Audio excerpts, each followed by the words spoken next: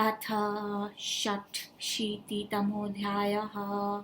ब्रह्मोवाच अस्ति ब्रह्मन्महातीर्थं चक्रतीर्थमिति श्रुतं तत्र स्नानान्नरो भक्त्या हरिर्लोकं वाप्नुयात्। एकादश्यां तु शुक्लायामुपोष्य पृथिवीपते गणिकासङ्गमे स्नात्वा प्राप्नुयादक्षयं पदं। पुरा तत्र यथावृत्तं तन्मे निगदत शृणु।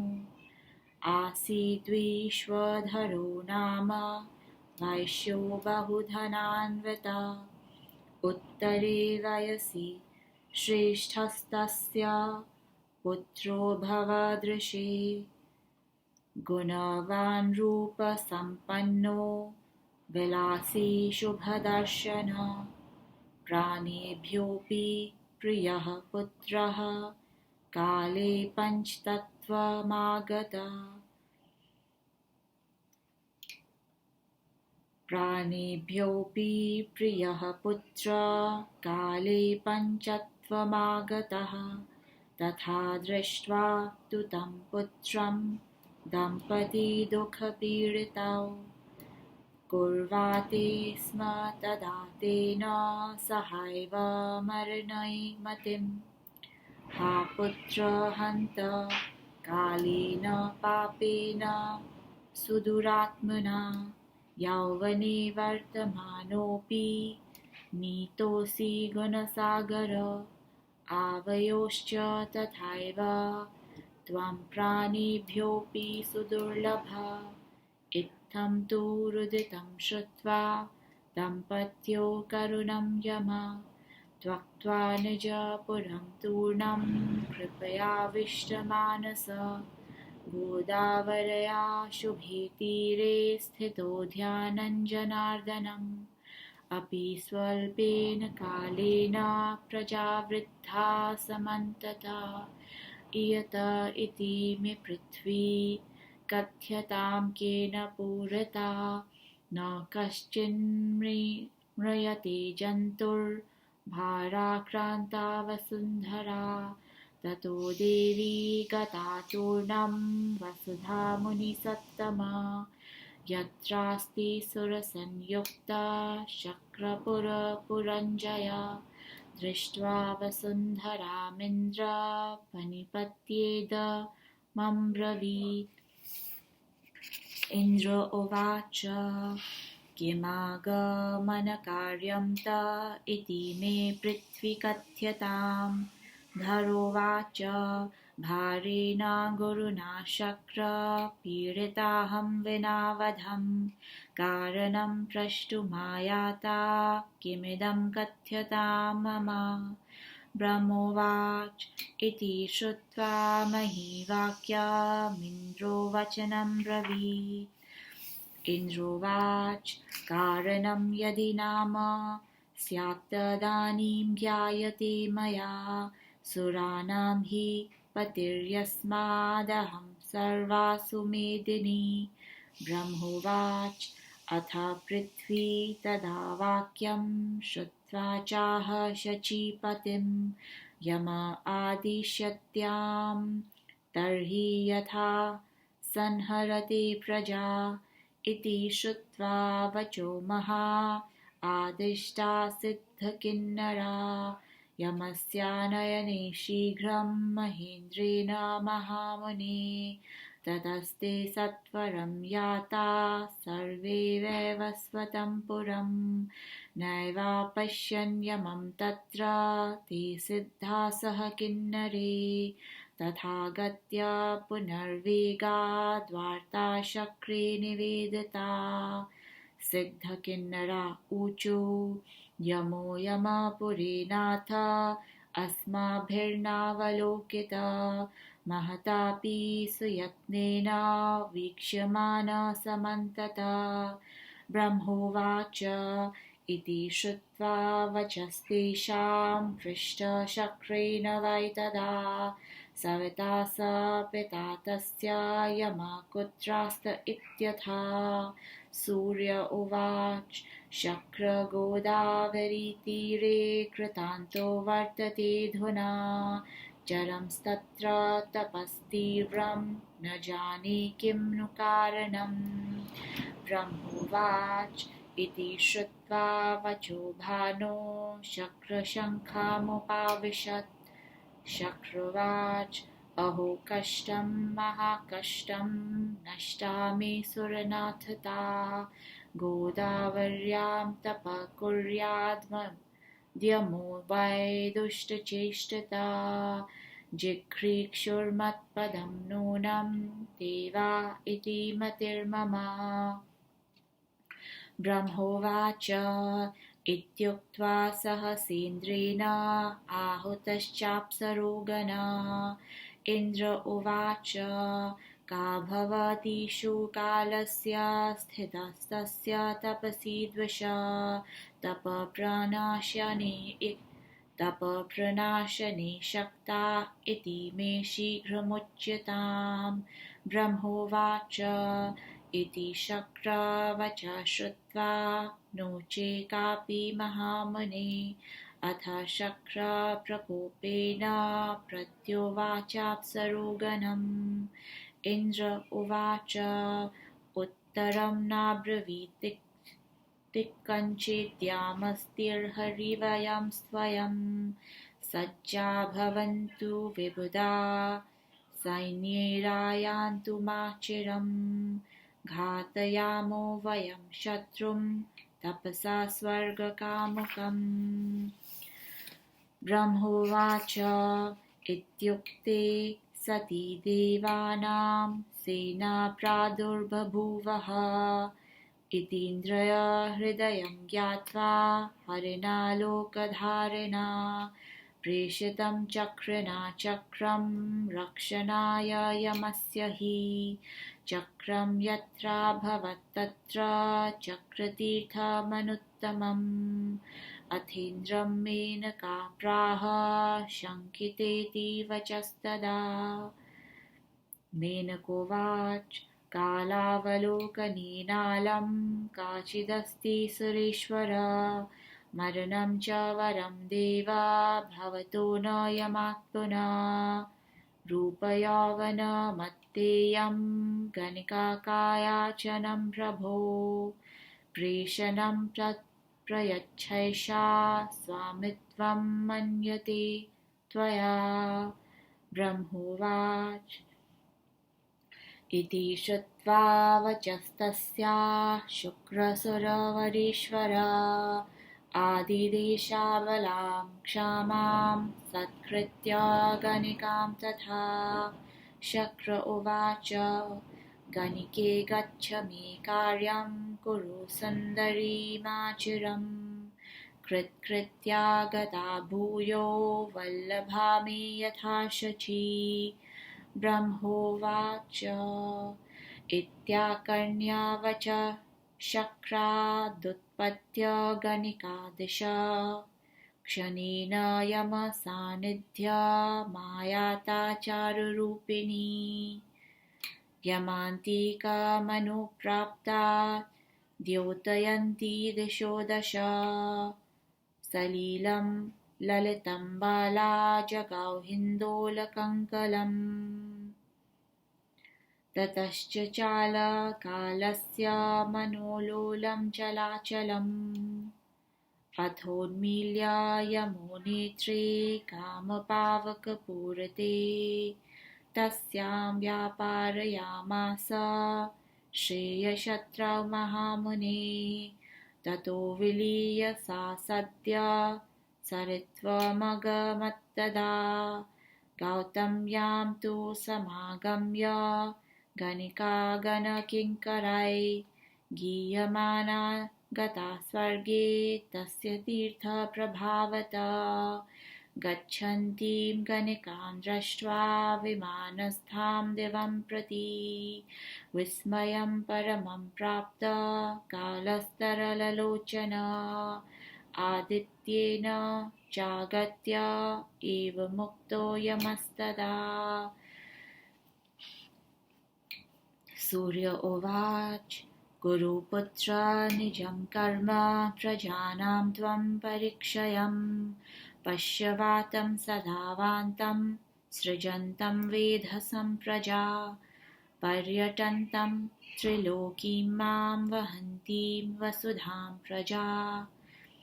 ब्रह्मोवाच इति श्रुत्वा यमोवाक्यं पितुर्वचनं ब्रवीत्। यम उवाच एतन्न गर्हितं कर्म कुर्यामहमिदं ध्रुवम् कर्मण्यस्मिन् महाक्रूरे समादेष्टुं न वार्हसि। इति श्रुत्वा च तद्वाक्यं भानुर्वचनं ब्रवीत्। किं नाम गर्हितं कर्म तव कर्तुमलं यमा किं न दृष्ट्वा त्वया यान्ति गणिकागानकिङ्कराय गीयमाना दिवं सद्यो गौतमीतो यमाप्लुता। त्वया चात्र तपस्तीव्रं कृतं पुत्र सुदुष्करं नैवान्तं तस्य पश्यामि तस्माद्गच्छ निजं पुरम्। इत्युक्त्वा भगवान् भानुस्तत्र स्नात्वा गतो दिवं यमोऽपि सङ्गमे स्नात्वा ततो निजपुरं ययौ भूतः अपि ततः शङ्कां तत्याज च महामुने। तथा दृष्ट्वा यमं यान्तं चक्रे चक्रं प्रयाणकम् भगवान् यत्र गोविन्दो वनमाला विभूषिता। इति या शृणुयान्मर्त्य पठेद्वापि समाहिता आपदस्तस्य नश्यन्ति दीर्घमायुर्वाप्नुयात्। इति श्रीमहापुराणे आदिब्राह्मे तीर्थमाहात्म्ये चक्रतीर्थगणिका संगम वर्णनम् नाम षडशीतितमोऽध्यायः। गौतमी महात्म्ये सप्तदशोऽध्यायः।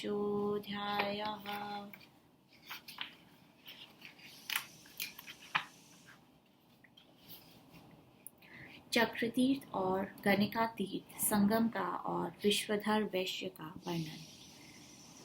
ब्रह्मा ने कहा, हे ब्रह्मन, चक्रतीर्थ नामक एक प्रसिद्ध महातीर्थ है। वहाँ भक्तिभाव से स्नान करने वाला विष्णुलोक जाता है। शुक्ला एकादशी के दिन उपवासी रहकर मनुष्य गणिका संगम में स्नान द्वारा अक्षय पद लाभ करता है। पूर्व काल में इस तीर्थ के संबंध में जो घटना घटित हुई उसे कहता हूँ, श्रवण करो। पूर्व काल में अत्यंत धनवान एक वैश्य विश्वधर था। उसे वृद्धावस्था में एक पुत्र जन्मा। वह रूपवान, गुणी, विलासी तथा प्रियदर्शन था। काल क्रमेण विश्वधर का ये प्राणों के समान प्रिय पुत्र मृत्यु हो गया। ये देखकर वे वैश्य दंपति दुखी होकर स्वयं मरने हेतु उद्यत हुए। वे आर्त होकर कहने लगे, हा पुत्र, हा गुणसागर, तुम तो हमारे लिए प्राणों से भी बढ़कर दुर्लभ वस्तु थे। दुरात्मा पापी काल ने यौवनावस्था में ही तुम्हें हरण किया। यमराज ने इस दंपत्ति का ऐसा करुण क्रंदन सुना, तब वे करुणा विगलित हुए। वे इस मृत पुत्र को छोड़ अपने गृह लौट आए। तदनंतर वे गोदावरी तट पर आसीन होकर जनार्दन का ध्यान करने लगे। उस अल्प काल में जब वे ध्यान मग्न थे, पृथ्वी पर मृत्यु न होने के कारण प्रजाजन बढ़ने लगे।